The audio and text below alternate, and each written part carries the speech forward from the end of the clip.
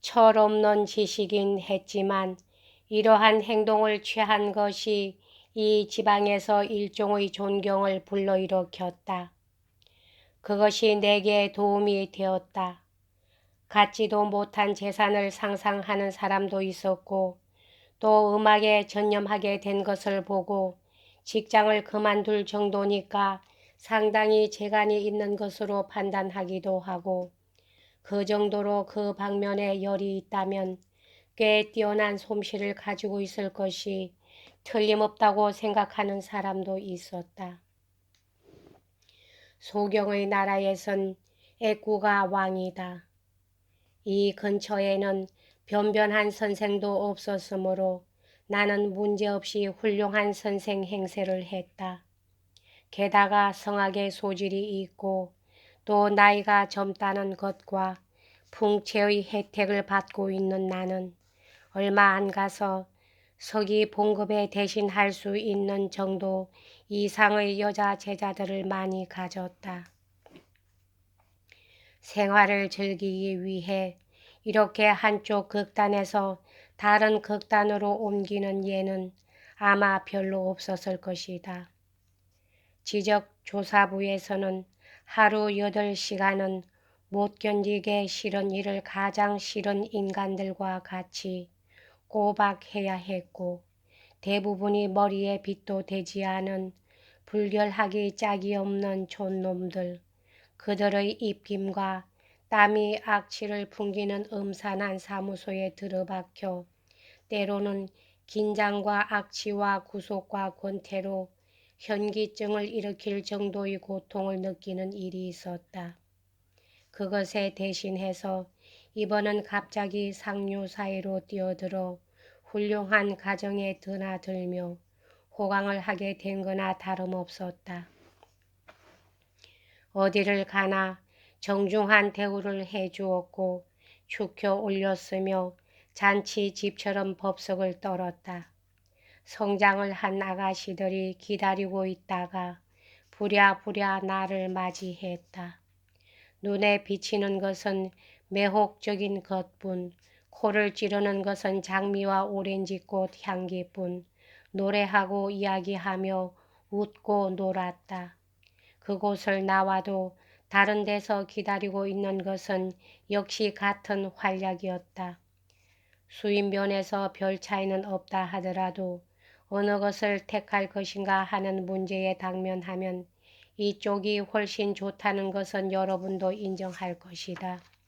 따라서 나도 자신이 선택한 것을 좋다고 생각했는데 그것을 후회하는 마음은 조금도 일어나지 않았다.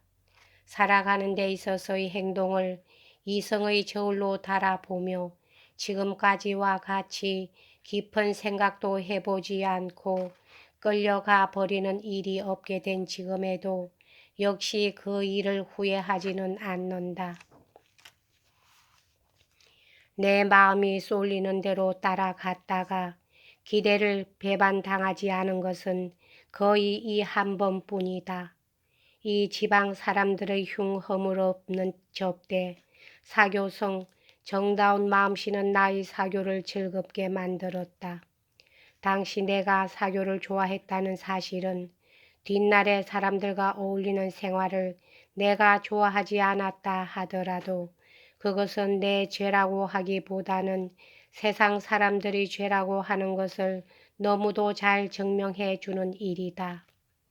사보와 사람들이 부유하지 못한 것은 섭섭한 일이다. 아니 그보다는 오히려 부자였더라면 좋지 않다고 해야 할지 모른다. 왜냐하면 바로 그렇기 때문에 내가 아는 한 가장 선량하고 가장 사교적인 백성들이니까.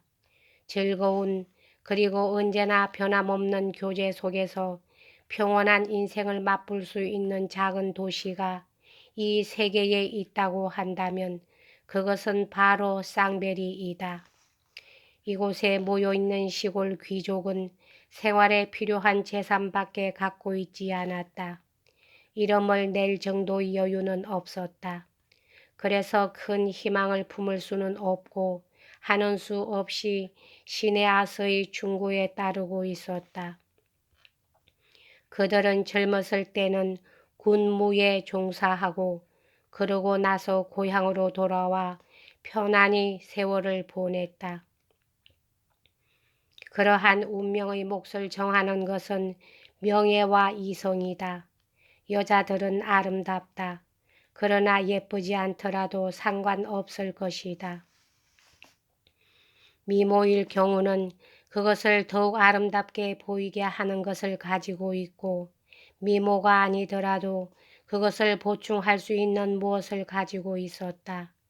직업상 나는 많은 젊은 여성을 만날 기회를 가졌었는데 샹베리에는 아름답지 않은 사람은 한 명도 만난 기억이 없는 것이 신기하다. 그것은 내가 그렇게 생각했으니까 그렇다고 할 사람도 있으리라. 당연한 이야기다. 그러나 나로서는 하등 그렇게까지 생각할 필요는 없었던 것이다. 지금도 사실상 나는 젊은 여자들을 기쁨 없이는 회상할 수 없을 정도다. 여기에는 그 가장 사랑스럽던 제자들의 이름을 들고 내가 상대가 되어 즐겁고 천진스럽게 지낸 당시의 그 우리들의 행복한 나이에로 그녀들이나 그렇게 말하는 나를 어떻게 도로 되돌려 보내지 않을 수 있겠는가. 그 첫째는 멜라레드 양이다. 이웃 아가씨로서 겜시의 제자하고 온누이 간이다. 갈색 머리에 무척 쾌활하고 귀염성 있는 처녀였다. 그리고 모든 점이 여성답고 경솔한 데가 없었다. 그 나이의 처녀가 대개 그러하듯이 약간 여유어 있었으나 그녀의 빛나는 눈, 날씬한 몸매, 사람을 이끄는 모습은 여유였어도 바라보고 있으면 기분이 좋았다. 그녀의 집으로 내가 가는 것은 아침이었다. 그러면 언제나 아직 갈아입지 않은 평상복 차림 그대로 머리는 다듬지 않고 아무렇게나 묵은 데다 내가 왔다고 해서 꽃 같은 것을 꽂고 있다. 내가 돌아오면 그것을 뽑아버리고 다시 머리를 손질했다. 내게 평상복을 입은 아름다운 여인처럼 이 세상에서 무서운 것은 없다. 차려입은 사람이라면 그 100분의 1도 무섭지 않을 것이다. 내가 오후에 찾아가는 망똥냥이 언제나 그랬는데 내게 주는 인상이 기분 좋은 것임에는 변함이 없었으나 두 사람 사이에는 상당한 차이점이 있었다. 머리는 회색을 곁들인 금발로 무척 귀엽고 몹시 수줍었으며 살갗은 참으로 희었다. 목소리는 맑아 티가 없고 또렷또렷했으며 부드러웠으나 크게 진보는 못했다. 가슴에 뜨거운 물로 화상을 입은 자국이 있는 것을 실로 뜬 푸른 단이 있는 네크치프로 감추고 있었다. 그것이 노상 감춰져 있는 것은 아니다. 그것에도 가끔 주의가 끌렸지만 어느 틈엔가 상처보다 다른 것에 주의가 끌리게 되었다. 역시 요새 있는 샬양. 그녀는 이미 몸이 성숙해 있었다. 키가 크고 어깨도 아주 둥근 티가 나고 살집도 풍부해서 인물이 퍽 돋보였다. 이젠 용모의 아름다움이 아니라 여자다운 단정미, 조용한 기질, 얌전한 성격으로 보아 손꼽지 않으면 안 될 여자다. 그녀의 언니인 샤를리 부인은 샹베리 제1의 미인이었다. 자신은 음악을 공부하지 않고 아직 어린 아이인 딸에게 공부를 시키고 있었다. 그 머리만 빨갛지 않았더라면 이제 겨우 나타나기 시작한 그녀의 미모는 어머니에 못지않게 보였으리라. 그리고 성모 방문 동정회의 수도원에 프랑스 아가씨가 한 사람 있었다. 이름은 잊었으나 좋아하는 제자 속에 넣어도 좋은 사람이다. 수녀들이 지닌 그 느릿하고 길게 뽑은 말투로 굉장히 기발한 말을 했다. 그것이 이 아가씨의 태도와는 조금도 어울리지 않는 것 같았다.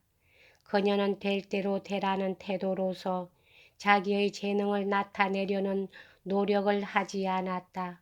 그리고 그 태도를 다른 사람에게는 주지 않는 하나의 호의라고 생각하고 있었다. 한두 달 게으른 공부 끝에 겨우 자신의 그런 멋대로의 방법에 대해 깨달았다. 그렇게 하고 있으면 내가 더욱 열을 내어 다니게 되리라고 생각했던 것이다. 그러나 나는 도저히 자진해서 그런 일에 정력을 기울일 결심이 서지 않았다. 가르치고 있는 동안 그 과정은 즐겁지만 거기 가는 것을 강요당하거나 시간적인 제약을 받는 것을 싫었다. 무슨 일이든지 구속과 굴종에는 견디지 못했다. 그런 것이 있으면 즐거움 그 자체까지도 싫어지고 만다. 회교도 나라에서는 새벽녘에 거리를 돌아다니는 사람이 있어 아내에 대한 의무를 완수할 것을 남편에게 명령한다고 한다. 그런 시각에는 나는 좋지 못한 남편이 되리라. 여기까지 하겠습니다.